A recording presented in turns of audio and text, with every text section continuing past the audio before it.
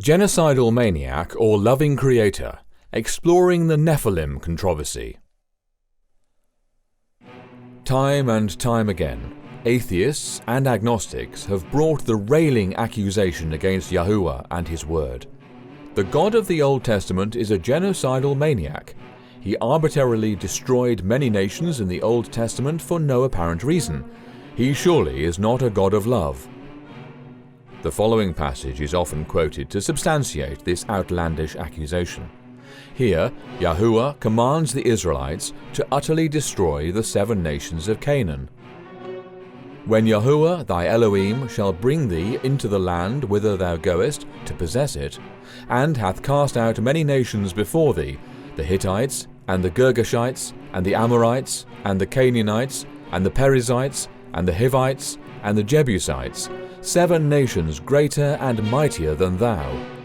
And when Yahuwah thy Elohim shall deliver them before thee, thou shalt smite them, and utterly destroy them. Thou shalt make no covenant with them, nor show mercy unto them. Deuteronomy 7 verses 1-2. To the casual reader of Scripture, Yahuwah's command here seems impetuous and unreasonably harsh. How could a loving father command the utter destruction of entire nations? Scripture states clearly that the Canaanites' infectious idolatry was an underlying reason, but there is more here than meets the eye. To understand the bigger picture, we must back up to the days of Noah. Genesis chapter 6 holds the key.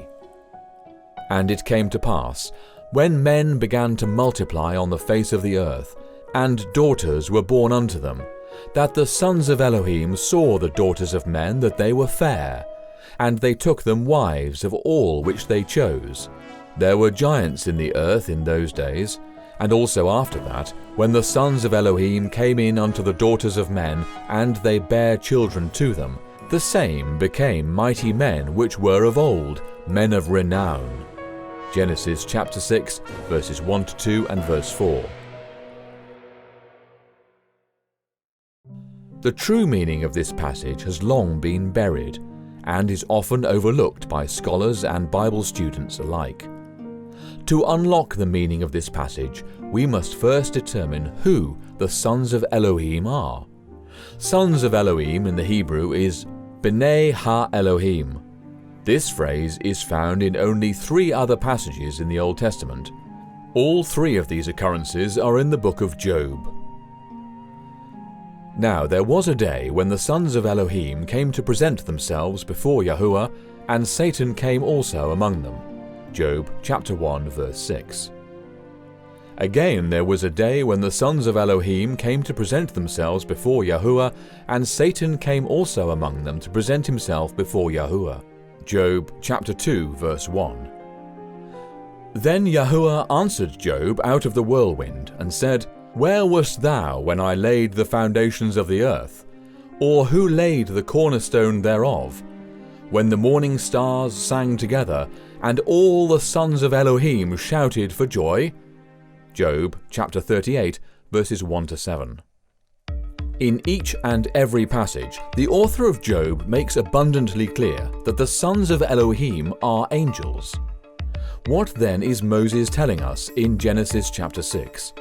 Plainly stated, Moses is saying that angels cohabitated with earthly women, and that their offspring were giants, or Nephilim, in the Hebrew text, Strong's H5303. As outlandish as this may sound to some, this is what the text says. The strange events recorded in Genesis chapter 6 were understood by the ancient rabbinical sources, as well as the Septuagint translators, referring to fallen angels procreating weird hybrid offspring with human women, known as the Nephilim. So it was also understood by the early church fathers. These bizarre events are also echoed in the legends and myths of every ancient culture upon the earth: the ancient Greeks, the Egyptians, the Hindus, the South Sea Islanders, the American Indians, and virtually all the others. Now let us examine the larger implications of this understanding and how it relates to the Father's command to destroy the nations of Canaan. Father Yahuwah decreed the eradication of the Canaanites because they were completely contaminated with Nephilim genetics. This was contrary to his plan for humanity, which in the beginning was created in his image. If left unchecked, this genetic contamination would have become so ubiquitous that it would have made it impossible for the Messiah to be born pure and without blemish, which was an absolute requirement if he was to atone for mankind's sin as the sacrificial lamb of Yahuwah. If the Father had not intervened by way of Israel's sword, all bloodlines would ultimately have become polluted with the Nephilim genes. All hope of salvation through the promised Messiah would have been lost. Because Scripture does not mention a second instance of angels cohabitating with women, and because the Nephilim resurfaced after the flood, it must be deduced that the Nephilim genetics somehow survived the flood. All things considered, it was most likely Noah's sons' wives who carried the Nephilim genes and passed them on to some of their offspring. While this proposition might come as a shock to many, it is the most reasonable deduction based on the chronology of Genesis 6 and the details of the post-flood record. Let us examine the order of events validating these conclusions. 1. Fallen angels mate with earthly women. And it came to pass, when men began to multiply on the face of the earth, and daughters were born unto them, that the sons of Elohim, angels, saw the daughters of men that they were fair, and they took them wives of all which they chose. And Yahuwah said, My spirit shall not always strive with man, for that he also is flesh, yet his days shall be 120 years. There were giants, Nephilim, in the earth in those days, and also after that, when the sons of Elohim, angels, came in unto the daughters of men, and they bare children to them. The same became mighty men which were of old, men of renown. Genesis chapter 6, verses 1-4. 2. As a consequence of the angelic incursion mentioned in Genesis 6, verses 1-4, man's heart becomes inexorably entrenched in evil thoughts. And Elohim saw that the wickedness of man was great in the earth, and that every imagination of the thoughts of his heart was only evil continually. And it repented Yahuwah that he had made man on the earth, and it grieved him at his heart. Genesis 6, verses 5-6. 3. Yahuwah says that he will have to destroy man from the face of the earth. And Yahuwah said, I will destroy man whom I have created from the face of the earth, both man and beast, and the creeping thing and the fowls of the air, for it repenteth me that I have made them. Genesis 6, verse 7. 4. Noah is said to be genetically pure. But Noah found grace in the eyes of Yahuwah. These are the generations of Noah. Noah was a just man and perfect in his generations, and Noah walked with Elohim. Genesis 6, verses 8-9. The word translated as perfect in this passage is tamim, Strong's H 8549. In context, this word appears to be a reference not just to Noah's conduct, but to his genetic purity. The Passover lamb and the red heifer, for example, were to be tamim, without physical blemishes, as were all sin offerings. See Exodus chapter 12 verse 5, Numbers chapter 19 verse 2, and Leviticus chapter 4 verse 3. 5. Noah begat 3 genetically pure sons. And Noah begat 3 sons, Shem, Ham, and Japheth. Genesis chapter 6 verse 10. According to the book of Yasher, Noah took one of Enoch's daughters as a wife. Noah went and took a wife, and he chose Naamah, the daughter of Enoch, and she was 580 years old, and Noah was 498 years old when he took Naamah for a wife. Yasher chapter 5, verses 15-16. Given Enoch's unassailably righteous track record, it is reasonable to conclude that Noah's wife, Enoch's daughter, was genetically pure, and consequently so were Noah's sons. 6. It is stated that the earth and all flesh had become corrupted. The earth also was corrupt before Elohim, and the earth was filled with violence. And Elohim looked upon the earth, and behold, it was corrupt, for all flesh had corrupted his way upon the earth. Genesis chapter 6 verses 11 to 12. 7.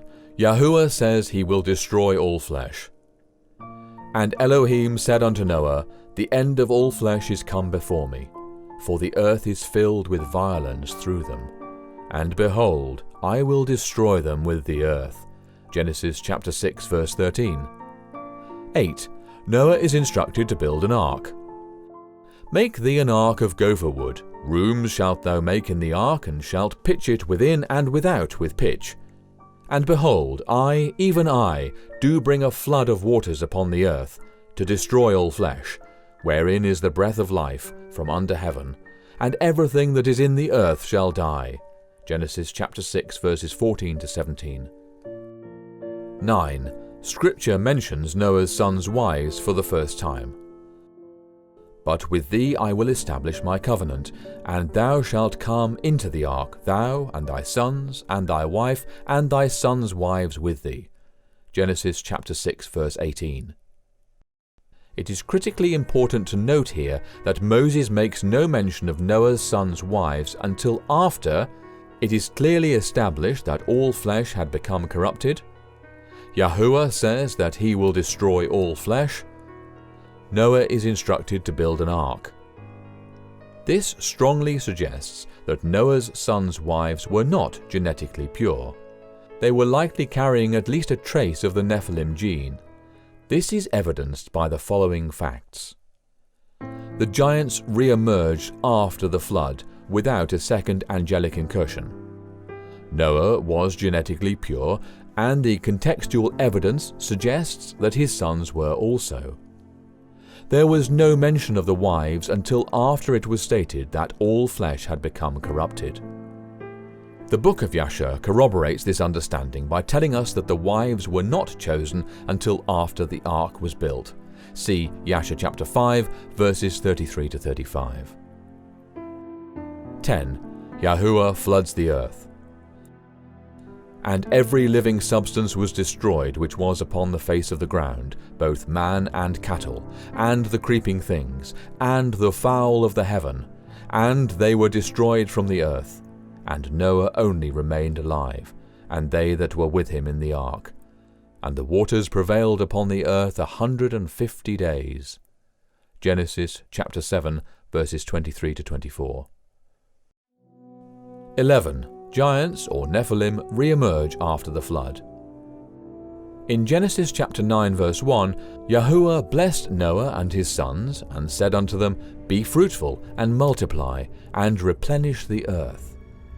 Moving on to Genesis chapter 10, one can become a bit lost in all the generations of Noah. However, it is imperative to note the descendants of Ham, in particular his son Canaan. And Canaan begat Sidon, his firstborn, and Heth, and the Jebusite, and the Amorite, and the Girgasite, and the Hivite, and afterward were the families of the Canaanites spread abroad. Genesis chapter 10 verses 15 to 18. Now we fast forward to Numbers chapter 13, where Yahuwah spoke to Moses and instructed him to send men to search out the land of Canaan. This was their report. The Amalekites dwell in the land of the south, and the Hittites, and the Jebusites, and the Amorites dwell in the mountains, and the Canaanites dwell by the sea and by the coast of Jordan.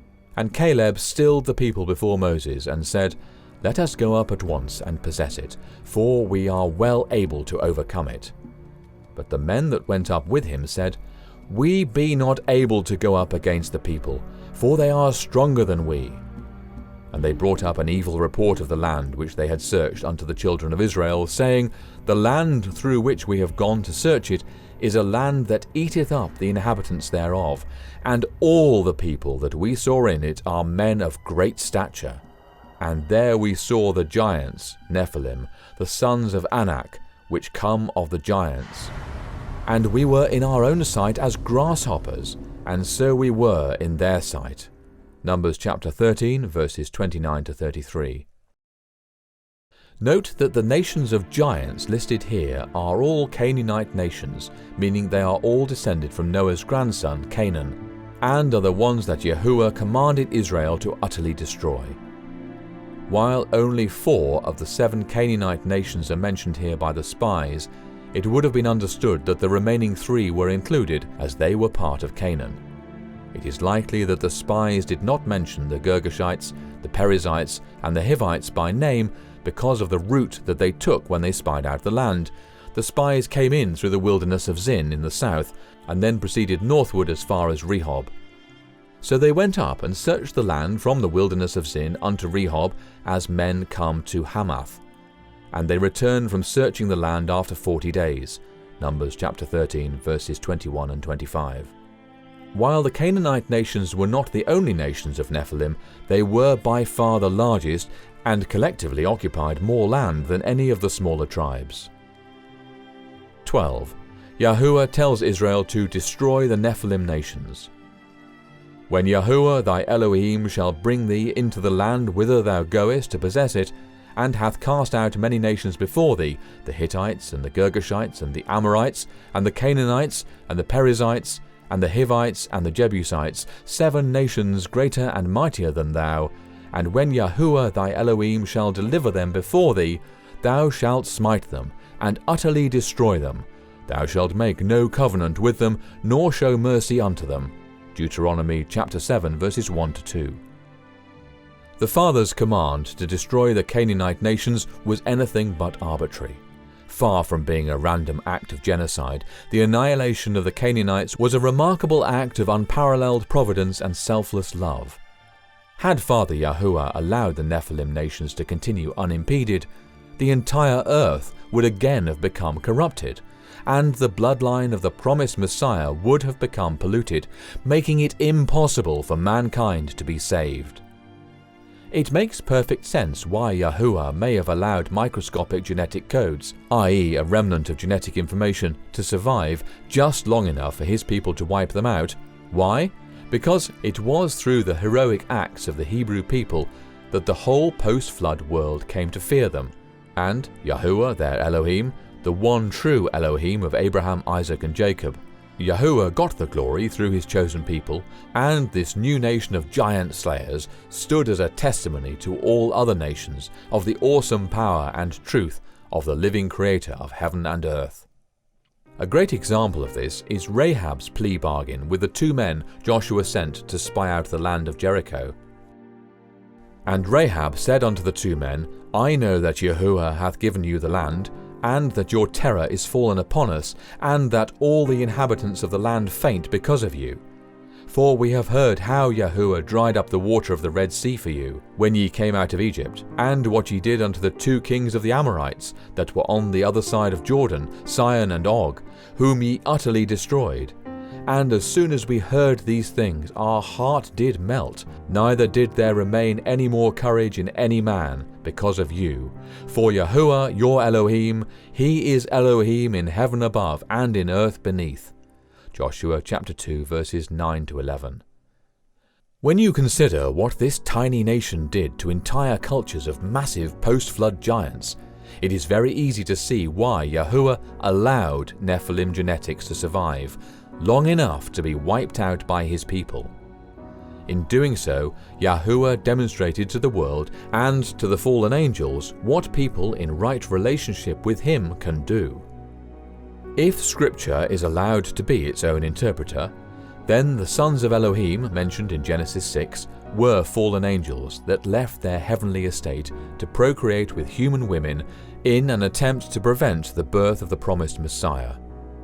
This unholy union resulted in the rise of the Nephilim and was the catalyst for both the Great Flood and Yahuwah's command to destroy the post-flood Canaanites.